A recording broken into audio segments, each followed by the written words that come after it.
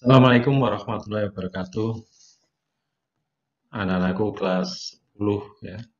Gimana kabarnya? Tentunya pada hari ini kita semua dalam lindungan Allah Subhanahu wa taala ya. Baik, pada hari ini marilah kita pembelajaran untuk saat ini dengan materi hubungan struktural dan fungsional pemerintah pusat dan daerah. Kali ini adalah pertemuan yang pertama, jadi nanti ada kelanjutannya. Dalam pertemuan hari ini, sub pokok materinya tadi ya, hubungan struktural. Lalu sub materinya adalah desentralisasi atau otonomi daerah dalam konteks Negara Kesatuan Republik Indonesia. Ya. Terus disimak pembelajaran kali ini ya. Baik, untuk tujuan pembelajaran saat ini adalah siswa diharapkan yang pertama bisa menganalisis desentralisasi atau otonomi daerah dalam konteks Negara Kesatuan Republik Indonesia. Yang kedua, siswa bisa menjelaskan konsep desentralisasi dan otonomi daerah. Dan yang ketiga adalah siswa bisa memahami desentralisasi atau otonomi daerah dalam konteks Negara Kesatuan Republik Indonesia. Itu adalah tujuan pembelajaran hari ini. Kita pembahasan yang pertama, tadi sub materinya adalah tentang desentralisasi atau otonomi daerah dalam konteks Negara Kesatuan Republik Indonesia. Sebagai bangsa yang merdeka dan berdaulat, negara Indonesia memiliki konstitusi atau yang disebut dengan Undang-Undang Dasar. Konstitusi itu adalah Undang-Undang Dasar. Undang-Undang Dasar Negara Republik Indonesia tahun 1945 mencantumkan tujuan berdirinya negara Republik Indonesia. Jadi semua negara yang berdiri ini memiliki tujuan, termasuk juga Indonesia. Tujuan Negara Republik Indonesia itu tercantum di dalam alinea yang keempat pembukaan Undang-Undang Dasar Negara Republik Indonesia tahun 45. Jadi tujuannya yang pertama adalah melindungi segenap bangsa Indonesia dan seluruh tumpah darah Indonesia. Dua, memajukan kesejahteraan umum. Tiga, mencerdaskan kehidupan bangsa. Dan empat, ikut melaksanakan ketertiban dunia berdasarkan kemerdekaan, perdamaian abadi, dan keadilan sosial. Latar belakang yang melatar belakangi otonomi daerah. Jadi ketika Indonesia sebelum tahun 98 ini bentuknya adalah sentralisasi, artinya tiap daerah tidak diberi kewenangan, semuanya adalah terpusat. Jadi kebijakan-kebijakannya daerah tidak diberi kewenangan. Sekarang sudah diberi kewenangan. Ini latar belakangnya adalah yang A, keragaman bangsa Indonesia. Dengan karakteristik masing-masing masyarakat membutuhkan penanganan yang berbeda. Jadi setiap daerah tidak sama. Yang B, wilayah Indonesia yang berupa kepulauan, luas dengan segala kondisi yang berbeda, memerlukan cara penyelenggaraan yang sesuai dengan keadaan dan sifat dari berbagai wilayah. C, Pancasila dan Undang-Undang Dasar Negara Republik Indonesia tahun 1945 menghendaki suatu susunan pemerintah yang demokratis. D, efisiensi dan efektivitas penyelenggaraan pemerintahan. Jadi ini ada 4 yang melatar belakangi Indonesia berbentuk otonomi daerah. Lalu desentralisasi, sebetulnya antara otonomi dan desentralisasi itu hampir sama. Nanti saya jelaskan. Undang-Undang Nomor 23 Tahun 2014 tentang Pemerintahan Daerah mendefinisikan tentang desentralisasi sebagai penyerahan urusan pemerintahan oleh pemerintah pusat kepada daerah otonom berdasarkan azas otonomi daerah. Kelebihan desentralisasi, jadi kelebihan dengan sistem desentralisasi.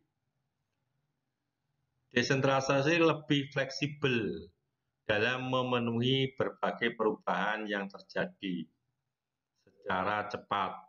Jadi kalau ada kasus, daerah cepat penanganannya, tidak usah menunggu perintah dari pusat.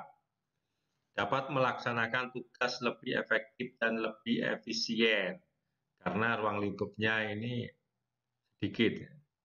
Lebih inovatif, artinya daerah itu diberi kewenangan di dalam pengembangan daerahnya masing-masing sesuai dengan sumber daya alam dan juga sumber daya manusianya. Jadi kebebasan berinovasi. Mendorong tumbuhnya sikap moral dan komitmen yang lebih tinggi serta lebih produktif. Pembangunan daerah lebih maju. Karena saya katakan lebih maju apa? Karena ruang lingkupnya sedikit. Lalu mengatur pengelolaan sendiri. Kalau sumber daya alamnya banyak, dia juga diberi kewenangan untuk mengaturnya. Kerjasamanya lebih terjalin, mudah menyesuaikan kebutuhan. Jadi ini adalah kelebihan dari desentralisasi. Lalu kelebihan desentralisasi menurut Dan Hatfield, yaitu meringankan beban pemerintah pusat. Jadi pemerintah pusat tugasnya berkurang. Menghindari beban aparat pemerintah yang melampaui batas. Aparat daerah dapat lebih menonjol karena dalam ruang lingkup yang sempit. Masyarakat setempat dapat kesempatan ikut serta dalam penyelenggaraan pemerintah, lalu meningkatkan turut sertanya masyarakat setempat dalam melakukan kontrol terhadap segala tindakan pemerintah. Ini menurut Dan Inhet. Lalu menurut Sarundajang, yang pertama, kelebihannya mengurangi bertumpuknya pekerjaan di pusat. Ketika menghadapi masalah yang amat mendesak dan membutuhkan tindakan yang tepat, daerah tidak perlu menunggu instruksi dari pemerintah pusat. Dapat mengurangi birokrasi dalam arti buruk. Daerah yang berkembang baik dapat dijadikan contoh bagi daerah lain. Jadi misalkan ada daerah yang lebih menonjol, bisa dipakai studi banding. Mengurangi kemungkinan kesewenang-wenangan pemerintah, memperbaiki kualitas pelayanan karena lebih dekat dengan masyarakat yang dilayani. Ini menurut Sarundajang. Lalu kelemahan desentralisasi. Tadi ada kelebihan, biasanya diikuti dengan kelemahan. Besarnya organ-organ pemerintahan menyebabkan struktur pemerintahan bertambah, kompleks yang mempersulit koordinasi, keseimbangan dan keserasian antara bermacam-macam kepentingan dari daerah dapat lebih mudah terganggu. Khusus mengenai desentralisasi teritorial dapat mendorong timbulnya daerahisme atau provinsialisme, memerlukan biaya yang besar, sulit memperoleh keseragaman dan kesederhanaan, pertentangan peraturan, pengawasan yang lemah, kesenjangan antar daerah, rentan korupsi, kolusi, dan nepotisme.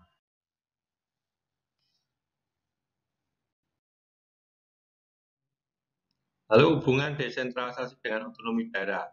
Menurut bagaimana otonomi daerah atau disebut otoda merupakan akibat dari adanya desentralisasi dengan penyerahan atau pelimpahan urusan pemerintahan dari pemerintah kepada daerah tertentu. Dengan kata lain, desentralisasi melahirkan otonomi daerah. Lalu menurut Benyamin Husin, merupakan dua sisi mata uang.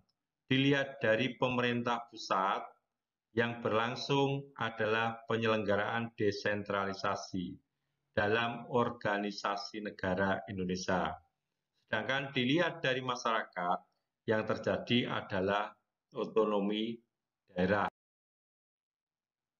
Lalu pengertian otonomi daerah. Otonomi daerah diartikan sebagai pelimpahan sebagian tugas, kewajiban, dan tanggung jawab dalam penyelenggaraan negara dari pemerintah pusat kepada pemerintah daerah. Otonomi daerah mengandung 3 unsur. A. Daerah memiliki kewenangan untuk mengatur urusan pemerintahan dan masyarakat sendiri. B. Terdapat peraturan perundangan yang mengatur tata cara pelaksanaan otonomi daerah. C. Otonomi daerah merupakan daerah yang masih berada dalam kesatuan negara Republik Indonesia, bukan membentuk negara dalam negara. Jadi ini kuncinya ya, bukan membentuk negara dalam negara. Tidak ada negara dalam negara. Landasan hukum ini sangat penting sekali ya, landasan hukum tentang otonomi daerah. Yang pertama, Undang-Undang Nomor 1 Tahun 1945 tentang Komite Nasional Daerah atau disebut dengan KND. Undang-Undang Nomor 18 Tahun 1965 tentang pokok-pokok pemerintahan daerah.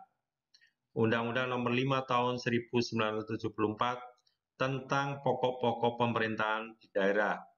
Undang-Undang Nomor 22 Tahun 1999 tentang pemerintahan daerah. Undang-Undang Nomor 25 Tahun 1999 tentang pertimbangan keuangan antara pemerintah pusat dan daerah. Undang-Undang Nomor 32 Tahun 2004 tentang pemerintahan daerah. Lalu Undang-Undang Nomor 23 Tahun 2014 tentang pemerintahan daerah. Jadi itu adalah landasan hukum otonomi daerah. Tujuan otonomi daerah yang pertama adalah untuk pendidikan politik. Jadi politik awal itu adalah dari daerah. Lalu pelatihan kepemimpinan.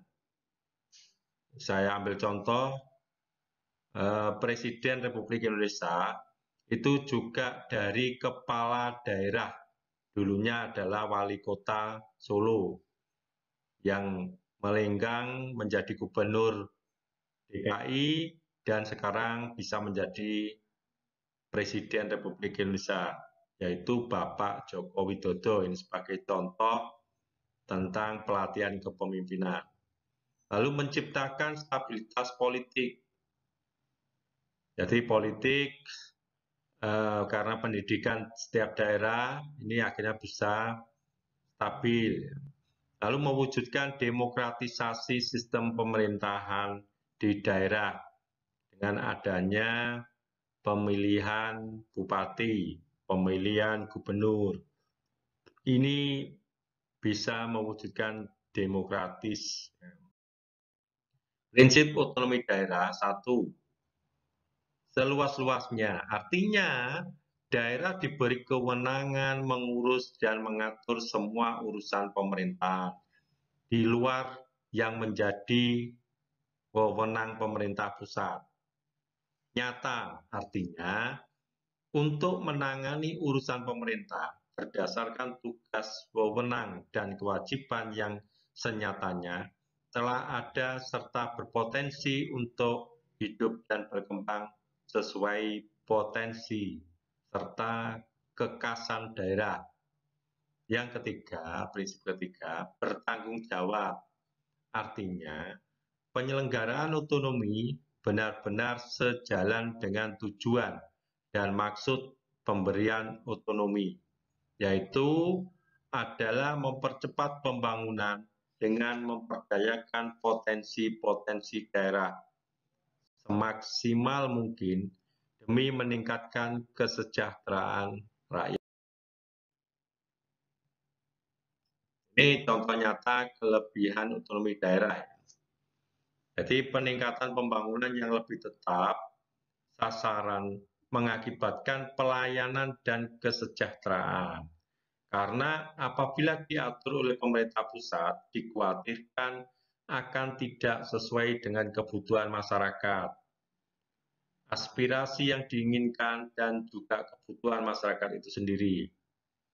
Yang kedua, dengan memberikan hak dan wewenang dari pemerintah daerah ke bagian yang sedang banyak sumber daya dan memenuhi kebutuhan pasar, tidak menutup kemungkinan bahwa daerah tersebut akan lebih maju. Ini saya ambil dua contoh ya, saya ambil dua contoh. Lalu kelemahannya, juga saya ambil dua contoh ya, ini bentuk nyatanya, yaitu dengan otonomi daerah yang sudah ditetapkan pada beberapa wilayah, juga bisa terjadi pertentangan. Jadi ini saya ambil contoh yang terjadi beberapa waktu di Papua. Ini juga akibat ketidaksesuaian harapan masyarakat terhadap otonomi daerah. Jadi sebagian besar warga Papua tidak merasa puas karena mendapat perilaku yang tidak adil. Lalu pengawasan. Ini contoh nyatanya menjadi lemah. Jadi pengawasan pemerintah pusat itu lemah. Sehingga bisa dibilang akan memungkinkan muncul adanya penguasa-penguasa di daerah yang bertindak semena-mena. Ini contoh nyata, saya ambil dua contoh. Mungkin ini ya penjelasan yang hari ini bisa saya sampaikan. Kurang lebihnya saya mohon maaf. Saya selalu berdoa semoga anak-anakku di dalam menerima materi-materi bisa mendapatkan ilmu yang bermanfaat. Saya akhiri, Assalamualaikum warahmatullahi wabarakatuh.